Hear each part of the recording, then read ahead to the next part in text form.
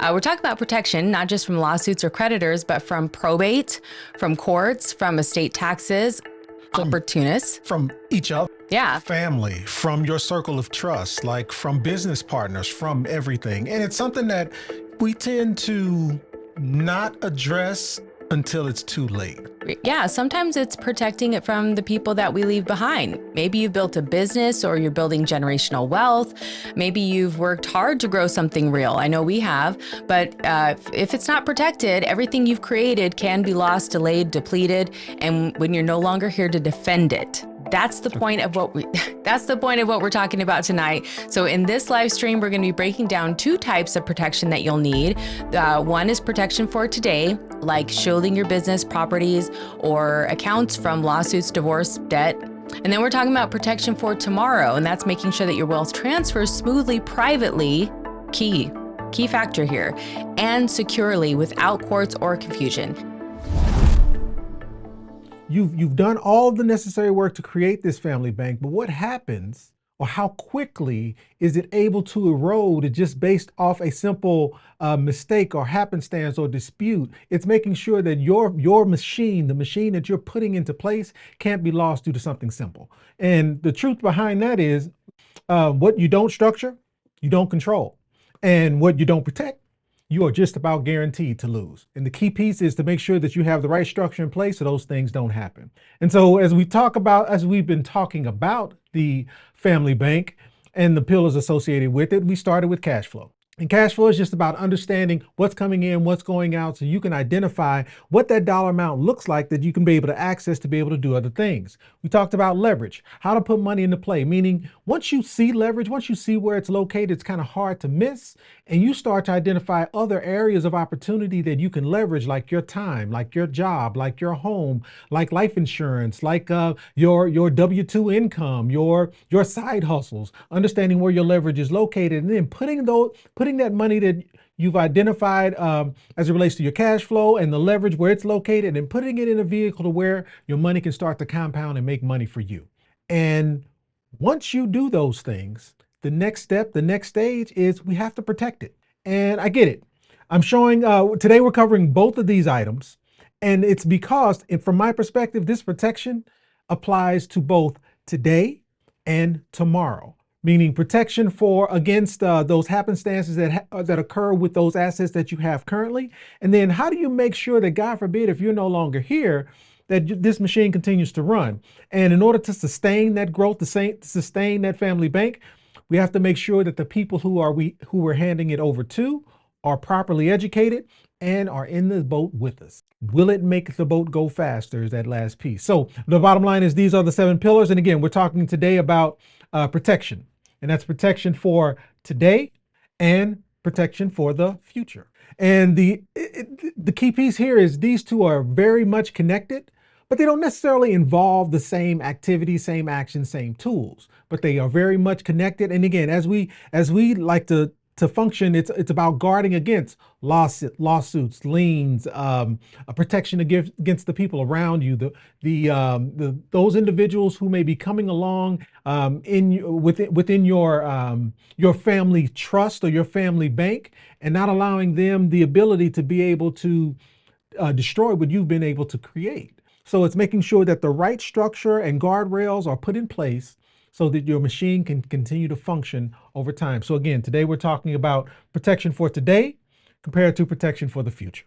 And again, we've talked about cash flow, we've talked about leverage and assets. We're focused on that shield. What is that system that needs to be in place to make sure that this is sustainable?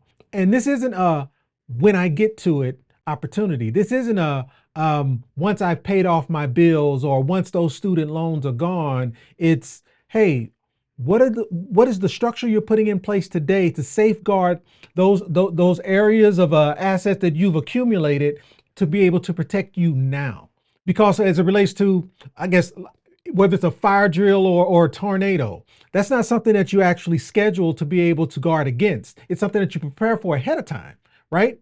You practice that fire drill, you practice that tornado warning and where to hide and where things are and what to access. Where's the flashlight? Does the flashlight have batteries in it? Are they charged? Such that when that instance comes, because it's going to come, when that instance comes, are you prepared? So this protection is about making sure you're prepared for whatever may come. And why?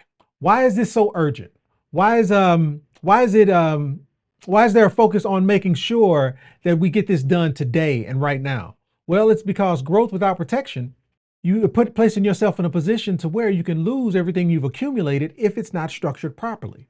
And think about it. You could build $1 million nest egg, and with one trip and fall of a renter or one creditor coming after you or one mishap as it relates to some accident, you can then be sued, and everything that you've built, everything you work for, can then crumble. So again, it's not, if you've built something, or if you've done all of the necessary work to put something in play as it relates to your machine to generate and build wealth, what good is it if it's not protected?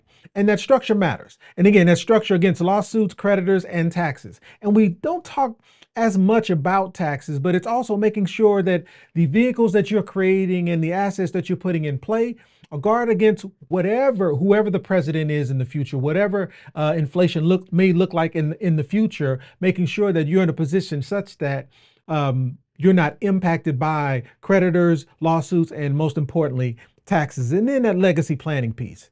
There is going to come a time when we are no longer here. And so what is that structure that needs to be in place to make sure we are guarding against whatever that wealth transfer process needs to be, and making sure that the people that we're handing the reins over to have the proper education, knowledge, and understanding to make sure that vehicle can continue to run. And what specifically are we protecting? And this is not an exhaustive list, but I think it's a pretty specific one. It's about protecting your income. And this is that engine that fuels this machine. So it's about protecting your income, protecting your assets, protecting those things that you've accumulated over time that you intend to pass down to generations, or those assets that are income generating that you intend to pass on for generations. And it's also protecting for your family's future. This one here, though, we talk very little about protecting your privacy, meaning making sure you have the right vehicle in place such that your privacy is protected, God forbid, whatever happens, so they can access whatever the entity might be, but they can't come after you personally. Internal claims versus external. So as it relates to what it is we're protecting, your income, your assets, your privacy, and your future, where are those claims coming from? Where there are those internal actions that we want to protect, want to make sure you're protected from, but there's also those external actions and activities and claims that we want to make sure we're protected from. So when we're talking internal claims, we're talking partnerships. So what does that structure look like inside of your business to make sure that one partner can all of a sudden destroy everything that's been built? Those operational liabilities within your entities, even business debts. Making sure you're passing on assets that can flourish, not just debts that cause your family even more heartache. And then those external claims. For instance, let's say you do have a business and that business is in play and functioning, but making sure you're structured right such that if, God forbid, you have some type of personal issue, you get into a car accident, and the person is able to then sue and actually not just pierce everything that you have personally, but also make it through to the business and be able to attain that. So it's making sure that we have the right protections in place so that those personal accidents, lawsuits, malpractice, and claims can't target your assets. And then a piece that, again, we rarely talk about is making sure that these two places aren't commingled. Meaning, you're protected from internal claims and you're protected externally, but making sure you're not mixing those personal and business activities, because what can end up happening is your personal actions can cause piercing of the veil of your business or your internal structure. So it's making sure that where there's commingling, there is either a structure in place for such, or we're making sure that we don't do it, so we have the right structure in place to keep things separate. And what are those asset types? There's many. Again, this is not an exhaustive list, but I think it's a pretty solid bucket.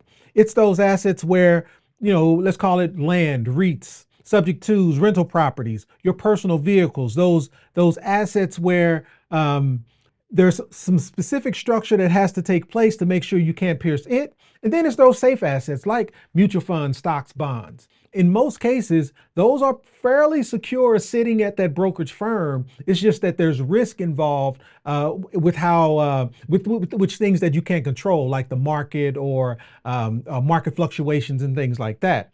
And then there are those items that are somewhat of moderate risk, meaning if you've got a self-directed retirement account, you've got some decent structure inherently built inside of that self-directed retirement account, but depending on what that retirement account is invested in could determine which asset class that vehicle might be in. Meaning, if it's all tied to the stock market, it's safe from the perspective of being able to be accessed from some of those internal or external claims. But if you have the self-directed retirement account built around assets like self-storage facilities or rental properties or things like that, you want to make sure that that structure is in place such that a renter or some customer who is participating in whatever that business structure might be can't then get through the veil and pierce your retirement account and come after them as well. So from a real world threat scenario, imagine having a rental property, whether you have it personally, whether it's inside your LLC structure or inside of a traditional retirement account, a self-directed retirement account. And a renter has an issue for whatever, slips or whatever that issue is, there's some type of injury that occurs to the person renting that property. A lawsuit is almost guaranteed. We know that legal action is going to target all of your assets, not some. And so the key is making sure that you have the right protection in place such that it can't access your savings, your home, your future income, because all of that is risk if not protected. And what does that structure look like? It could be as simple as a trust. It could be an individualized trust or an LLC or an S Corp or a C Corp. What that structure looks like is dependent upon what it is you're investing in actually. And there's preference as far as which one you should use. But the key piece is without having that trust in place, you're setting yourself up for a potential downfall. So we want to make sure we have that trust for that shielding of the asset and also so things can be handled privately. And so protecting your family bank from outside threats. Again, there are a few different ways to go about it. It could be structuring things with the proper liability protection like entities such as LLCs, S Corps, or C Corps. It could be insurance integration. It's making sure you have a properly designed cash value life insurance based product to be able to assist or support in those areas where needed. But it's also making sure that tax efficiency is a goal and or focus for what it is you're doing. And again, anonymity, making sure that you can't be seen. But what are, I guess, some of those liability protections? And it's not a long list. It's what we all understand to be LLCs, limited liability companies or corporations, or even limited partnerships for the most case.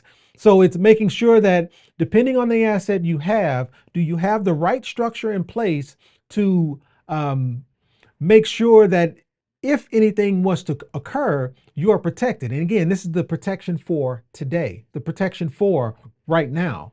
And as it relates to insurance integration, there's a few ways to go about this, because there's many different types of insurance or an integration that can be used, especially as it relates to all of these products. And so what does that toolkit look like? What does that protection process for today, what does that structure initially need to be? It can look like a trust to keep your assets private and protected in the short term. It can, again, be a limited liability company or an S Corp or a C Corp to shield your personal assets and separate your liability.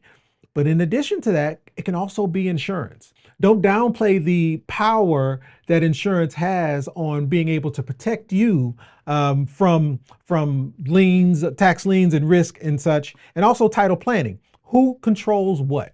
Who are your beneficiaries? And God forbid if something would happen to you, who's next in line to be able to follow the direction that was identified. And as it relates to insurance, understanding how life insurance plays a role. Most people, when we talk about life insurance, I know not for those of you who've been following this channel for a while, but when we talk about life insurance, we're actually thinking death insurance, meaning if something happens to me, there's a death benefit that pays out to my beneficiaries. But life insurance is also liquid protection, meaning it's an estate.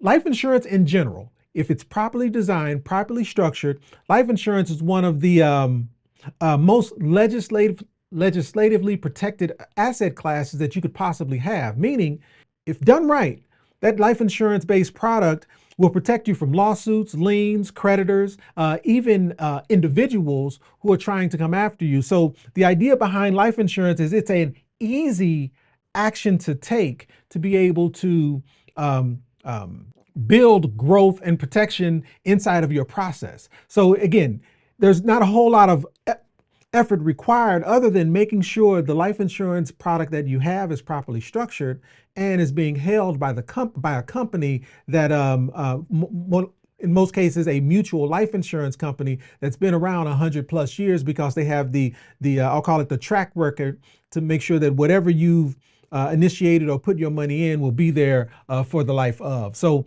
estate tax shield, inheritance balancing, and also the immediate liquidity, the ability to be able to leverage and use when you need to be able to pay bills, use as income. God forbid if something happens to you, having the right structure for long-term care or terminal or chronic illness. All of those pieces it's a large factor.